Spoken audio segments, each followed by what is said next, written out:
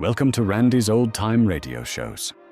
Blast off into adventure with Orbiter X, a gripping British sci-fi radio drama from 1959.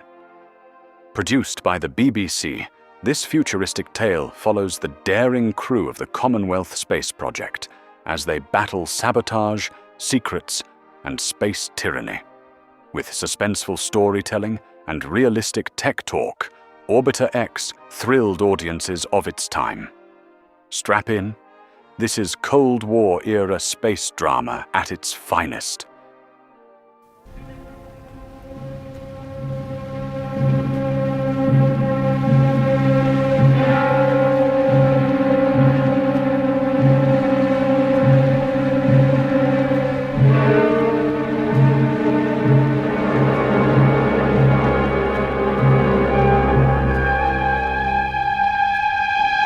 Orbiter X.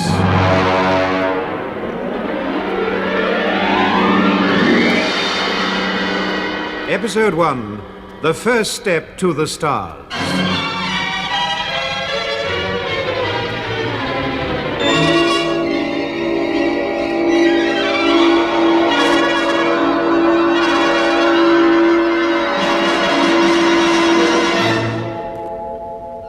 The early Sputnik era has passed into history, and science rushes on towards the infinite. Man himself is making his first ventures into space. His road to the stars lies by way of a manned space station, an artificial satellite yet to be completed. Its component pieces have been rocketed into orbit. Now they float in cluster, awaiting assembly by the space pioneers who must work 1,000 miles above the surface of the Earth. At Woomera, headquarters of the Commonwealth Space Project, the first assembly crew prepare for takeoff. Their ship, Orbiter 1, commanded by Captain Jack Bradley, stands poised on the launching platform. In HQ Central Control, the Commandant, Colonel Benham Kent, is giving final clearance instructions. At his elbow, Captain Bob Britton calls the countdown of the last vital moments to takeoff. 60 seconds to 0. Sound the final warning on the launching platform. Yes, sir. Control calling Orbiter 1. Check your stabilizers. Orbiter 1 answering you, Control. Stabilizers correct. Gyros spinning. 2,000 revs. Steady. Open the launching ramp. Hello, Orbiter 1. Check your fuel taps and stage 1 compression. Taps open. 4/5 compression. Rising. 0 minus 30. All clear on the platform? All clear, sir. Hello, Control. Stage 1 compression. 9/10 maximum. Excellent. The combustion chambers are opening. She's blowing fire. Check thrust level for takeoff. All jets firing and balanced, sir. Good. Hello, Orbiter 1. Stand by for normal takeoff. No deviation from predicted course. All's well. Good luck to you. Thank you, Control. 0 minus 10. 9, 8, 7, She's lifting. 6, 5, 4, 3, 2, 1.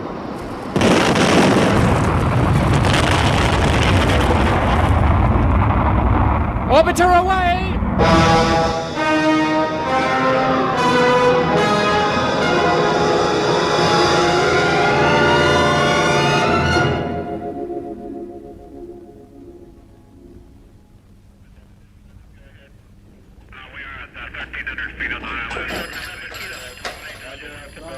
Tracker report, please. Yes, sir.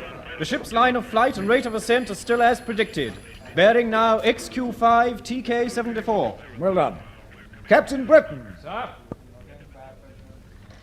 Bob, you must have been rather disappointed that you didn't take the first assembly crew. Yes, I was, Colonel Kent. Still, that's just the luck of the draw. Never mind. Your turn tomorrow. That's right. I can hardly wait for it now. I gather your co-pilot, Captain McClelland, is keen to get on with the job as well. Oh, my word. It's the moment we've both been waiting for ever since we got our transfer from the RAF. And your flight engineer, the ex-submariner? Chief Petty Officer Hicks? He's a good chap. Determined to keep us all shipshape and Bristol fashion. Orbiter 1 coming through on RT, sir. Good. Hello, Control. Orbiter 1 calling CSB Control. Are you receiving me? Repeat, are you receiving? Hello, Orbiter 1. Orbiter 1, this is CSP Woomera Control answering you. Your signal has faded. There is strong interference. Keep sending. Can you hear me? Calling CSP. Yes, but your signal is very weak. Keep sending. Hello. Orbiter 1, calling control. He's obviously not getting us at all. Control Officer Brown, try calling him on WT and warn the ground tracking stations that he's entered a zone of electrical disturbance at altitude 950 plus. Okay, sir. Central monitor reporting interference and distortion on the main tracking screen, sir. First we lose sound and then the vision. Look at the picture, Bob. Have you ever seen a pattern of interference like that before? No, I can't say I have. I'll see if I can raise him myself. Turn the RT right up. The interference limiter isn't helping very much. No, it's most unusual. All tracking stations confirm loss of image, sir. Too bad.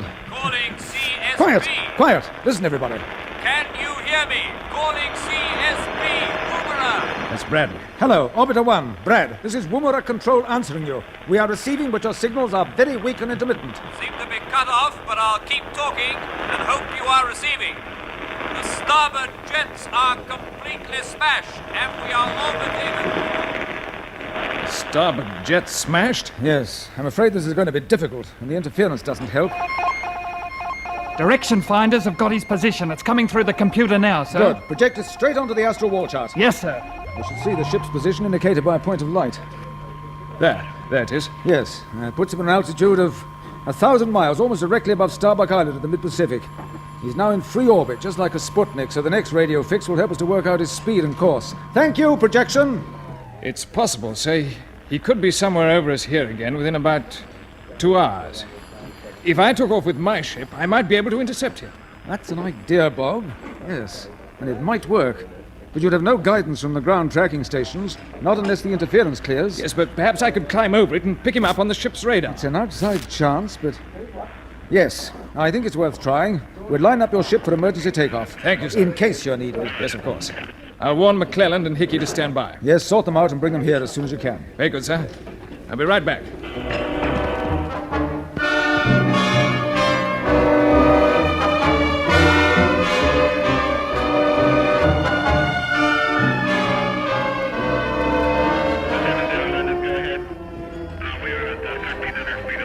There seems to be quite a panic going on in the control room, Bob. Yes, Mac. I think we're in business. Yeah, well, we'll soon know. Come on in. And you, Hickey. Right, sir. Over here, all of you. McClelland, Hicks, morning. Sir. I'm afraid I've got some bad news, Bob. Oh, what's that, sir? We just had another message from Bradley. You'll better hear the recording. I've got it on tape. Now listen carefully. There's still a lot of mush. Gosh, it's bad, isn't it? Quiet. Don't know whether you can hear me, Control, but I'll carry on talking. Hope for the best. We can't locate that second fracture in the hull. The bulkheads are closed, but we're still losing pressure. Everything happened at once. We had no warning. Sorry about poor Carter. Didn't have a chance. Better not tell his wife. And that was all. Bad luck about Carter. What can have happened to him? Your guess is as good as mine. Oh, poor fellow. Did all your courses with him, didn't you, Hickey? Yes, I did. He had 2 children. Yes, the same as me. About the same age. Well, we still don't know what has happened, and the minister has agreed not to release any information at this stage. It might lead to a big scare about attacks by UFOs. And you know the public reaction to anything to do with unidentified flying objects. Yes, particularly in view of all the reports about them since we launched the space station components for Orbiter X. Exactly. When do we take off, sir? The computer is working everything out now. All the information will be fed into your automatic pilot. We can put you reasonably close to Bradley's ship, but the final operation will be up to you. Your job is to save the survivors, but don't take unnecessary risks. We don't want to lose you. We'll watch our steps, sir. Any questions? It's a tough assignment. You'll be out on your own when you hit the interference belt. If any of you wish to stand down, it isn't too late. We'd like to carry on, sir. All right. You can get down to the launching platform and board your machine. You've only to check procedure on the first stage of your trip, but keep a grip on yourselves. You know the psychological dangers of weightlessness. Yes, we know, sir. And you've still got a lot to learn. Off with you then, and all the very best.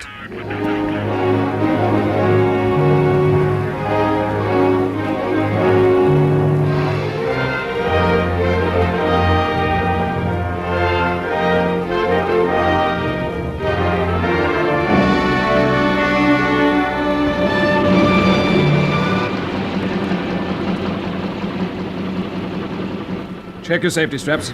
Okay, tight up, Bob. Mine too, sir. Just relax into your contour seats and breathe deeply. Control are doing all the work for us. It's exactly the same as our practice runs. Same routine. 0 minus 30. 9/10 pressure in the combustion chambers. Temperature 1200. Fine. Hello, Control. Compression 9/10 maximum. All jets firing. Hello, Orbiter 2. Stand by for normal takeoff. No deviation from predicted course. Good luck from all of us. Thanks. Good luck, chaps.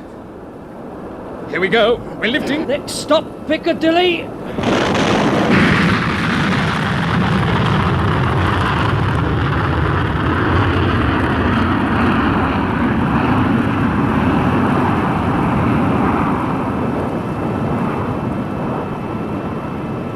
Hello, Orbiter 2. CSP calling you. CSP calling. Report state of crew.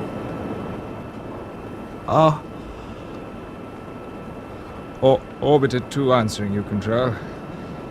Britain speaking. My reactions seem to be normal. Checking with crew. Stand by. Mac, you all right? Yes, I'm okay, Bob. But the acceleration did shake me a bit.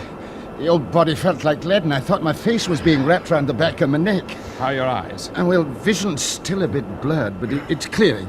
No internal pains? No, fine. Good man. Hickey, how are you feeling? Oh, all present and correct, sir. Well done. How about you, Bob? I'm okay. Hello, CSP. You may have heard that. Yes, Bob, we heard. Congratulations to all of you. A first-class launching. Your line of flight, speed, and jet temperatures are exactly as planned. The ground tracking stations are giving us a clear picture of you, and the radio reception is perfect. Good. We're getting a wonderful picture of the Earth from Japan, way down the China coast to New Guinea and Australia. But have you any news of Orbiter 1, Control? No, she's still in the interference zone, I'm afraid. Check your altitude, please. We make it 310 miles. 310 it is. Prepare for the next boost. This one shouldn't worry you. We can take it.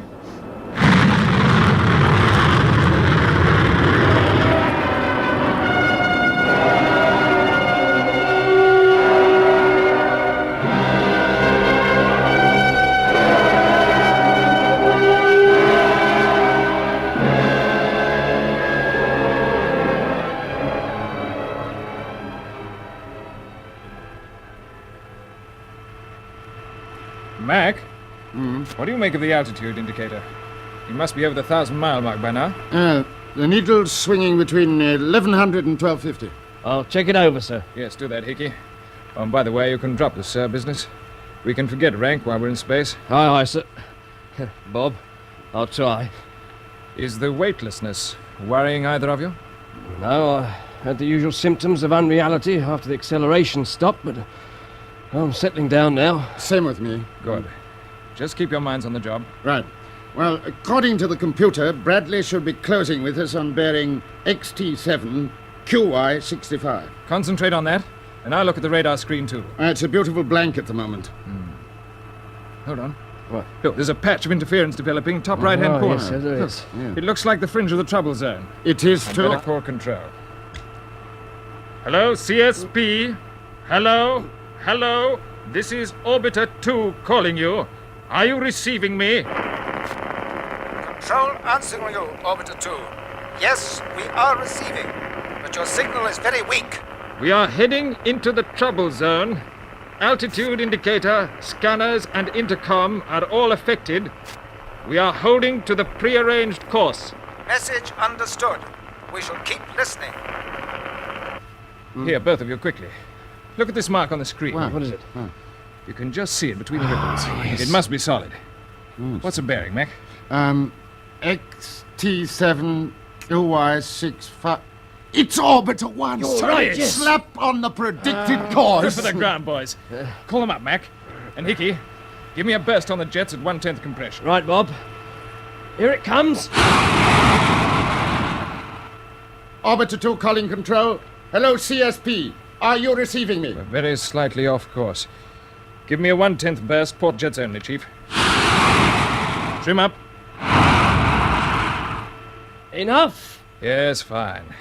We're right in the right groove now. Ah, good. Hello, CSP. This is Orbiter 2. Come in, please.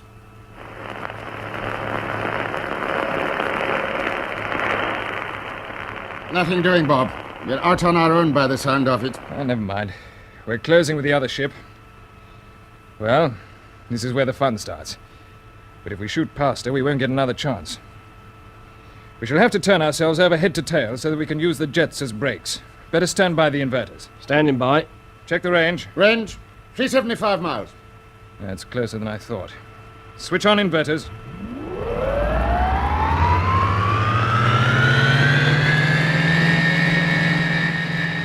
Over we go. Base over apex. Torque of the gyros is taking us nicely. I'll tell you to level off the moment our tail jets are pointing towards the other ship. Steady. Level off. Now. Right. We're heading straight towards her tail first. And it's all done by mirror. Stop talking. Stop talking. Adjust the scanners. Hickey. Sir. I'm going to brake pretty hard. Fasten your belt. You two, Mac, ready with the taps? Ready, sir? Open jets at 9/10 maximum. And again.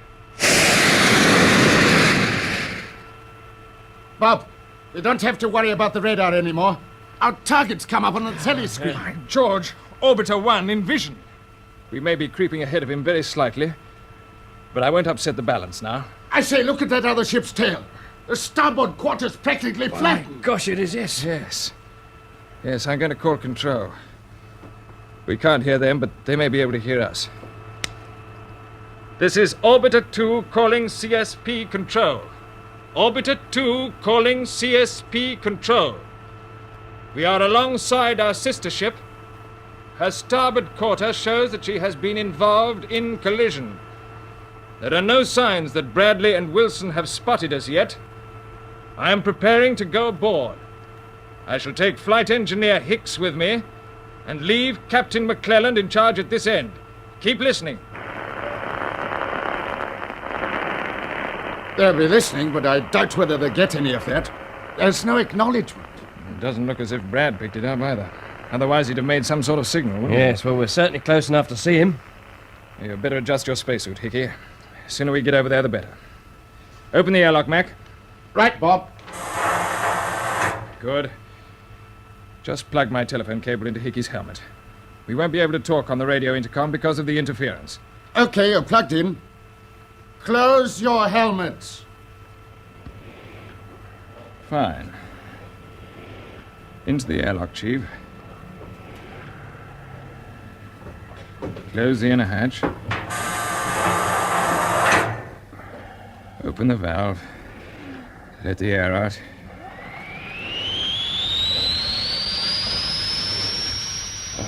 Done this underwater many a time. Yes, you had the sea pouring into your escape lock then. Now it's a case of literally nothing coming in.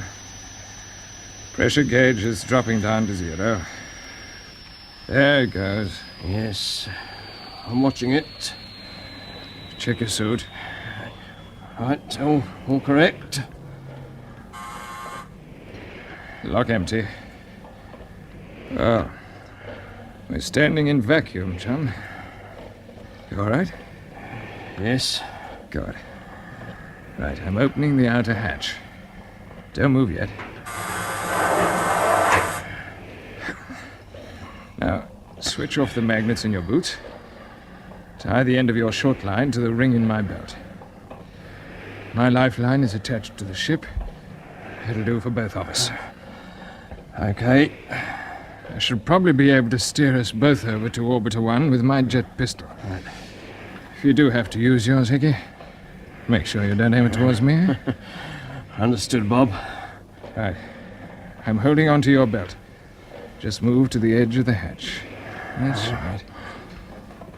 You can't fall.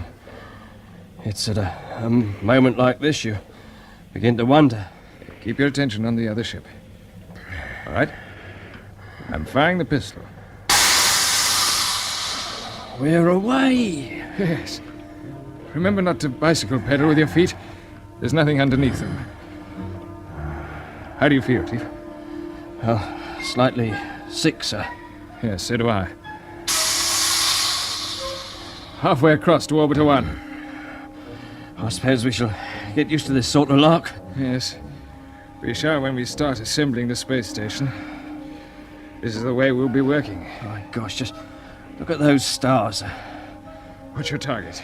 We're going to land just by the escape hatch. Right. Here it comes. Quick grab.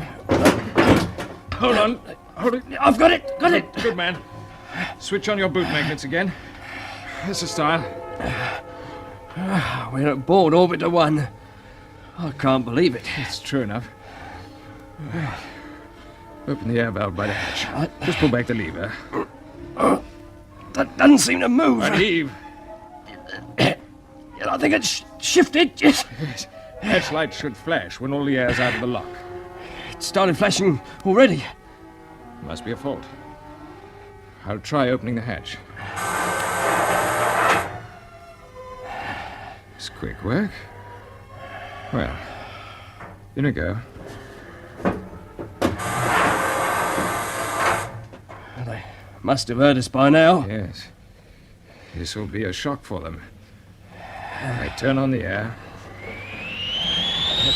Be interesting to know exactly what's happened. It certainly will. Hello? Something's gone wrong with the air pressure. It's only risen to about 8 pounds the square inch. That's all we're going to get. We must keep our helmets closed. Open the inner hatch. Let's see how Brad and the boys are.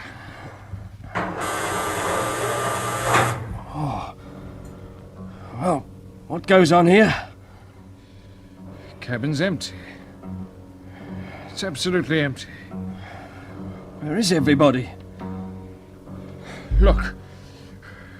Somebody lying down there by the wreckage of the starboard engines. It's Carter. Oh, poor devil. Yes.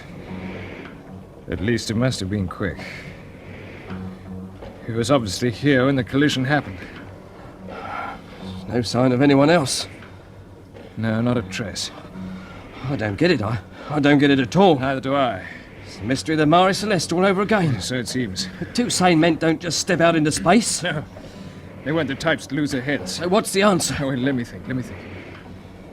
Hickey, you had difficulty with the air valve at the outer hatch. Yes, it didn't seem to move much. The reason being that it was already open. That's why the light flashed almost as soon as you touched it. Of course, yes. The airlock had been used by people leaving the ship. Exactly. I'd stopped to think I would have realized that at the time. Brad and Wilson bailed out. But why? Yes. Why? Something must have driven them to it. What's that? It's only the safety valve on the port 2 compression chamber. Oh, getting a bit jumpy. I'm sorry. Don't apologize, Chief. It's enough to give anyone the shakes. We'll get back to the cabin. Yeah? I'd like to have a look at the ship's log. Okay, I'll get it for you. You'll find it in the clip beside the intercom. Same place where we keep ours. Ah, it's not here. Oh, it's probably slipped out. It's attached to a cord. The cord's here, but the logbook's been torn away. Torn away? Yeah. I see. So here's another mystery. Yes. There's something written in that log which we were not intended to read. Captain Bradley wouldn't want to hide anything. No. Neither would Wilson. Well, then who could have cut... I've got a crazy idea. I don't like it. I know what you're thinking. I got the same idea. Chief, we better get back to our own ship. Right. We don't want to follow in Brad and Wilson's footsteps. Let's move. Okay.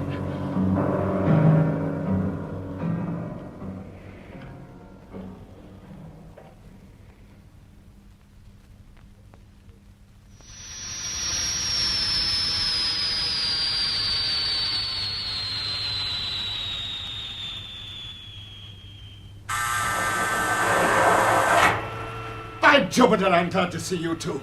Are the others all right, Bob? No, Carter's dead. We were prepared for that, but Brad and Wilson have gone. Gone? Yes, they've disappeared. Apart from Carter, Orbiter 1 is deserted. But... Oh, it's impossible. It's true, Mac. It You had any contact with CSP Control? No, the interference is worse than ever. We must get underway. You're not going to leave Cart? We shall for the moment. Chief, close the inner hatch of the airlock and stand by the engines. Aye, aye, sir. Start the compressors.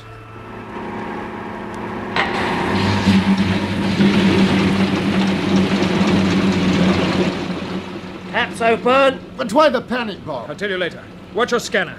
Keep an all-round radar sweep and sing out if you see anything unusual. Well, I don't know what I'm supposed to see through the interference patch. Just concentrate. Hickey, what's the hold-up on the engines? Waiting for the temperature to build up. I can't open the jets yet. Well, use the boosters. I know we'll be short on fuel, but we'll risk running dry. Right. Bob, there's something odd on the radar screen. It's not very clear, but it's solid enough and it's dead astern. Look. So I was right. Open the jets! We must move!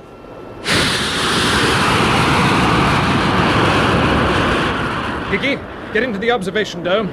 Tell me if you can see anything following us. Right, Bob. The spot on the screen's getting bigger. What is it? I wish I knew. Whatever it is, it's closing with us. I don't think we're going to get away.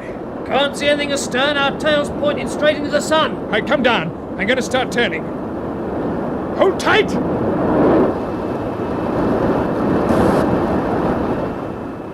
Thing's still with us. It's coming in!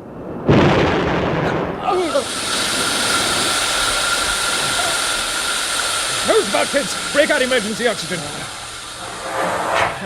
Anybody hurt? No, nothing serious. Just shaken. What happened? We've either been rammed or we've been shot up. The same as Orbiter 1. Yes. So that spot on the radar screen was... Yes. An unidentified flying object. Try to get Woomer control, mate. Right. Orbiter 2 calling CSP. Orbiter 2 calling CSP control. Are you receiving me? Not a hope of getting through on that boat. Keep trying, Mac. What's that? What's that? What's going on? Something outside. Quickly, into the observation dome. Can't see anything from here.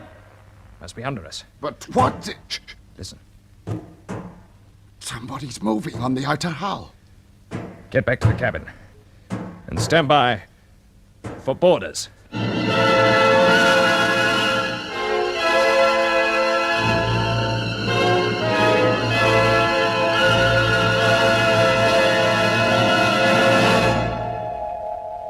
So ends the first episode of Orbiter X, an adventure in the conquest of space by B.D. Chapman. It was produced for the BBC by Charles Maxwell.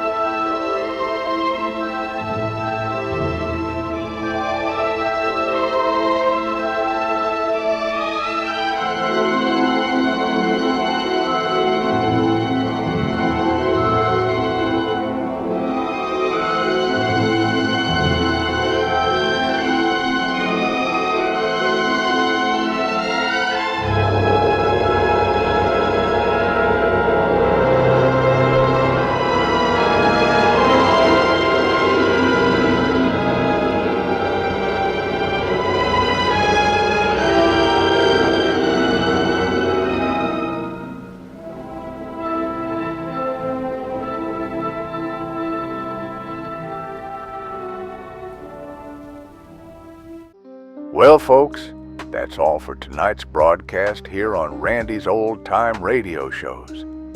Now, bringing these golden oldies back to life takes no small amount of time and effort from our good friend Randy, cleaning up the audio, converting the files, and making sure each show has the best audio possible. If you've enjoyed the program and you'd like to help keep these classics on the airwaves night after night, why not consider a small donation? Every penny goes straight to supporting Randy's work and helping this channel stay on the air. You'll find the links down in the description below. And for those of you kind souls who've already given, Randy tips his fedora to you. Your support truly keeps this old radio spirit alive. Thanks ever so much. And until next time, Keep those dials tuned and keep the memories rolling.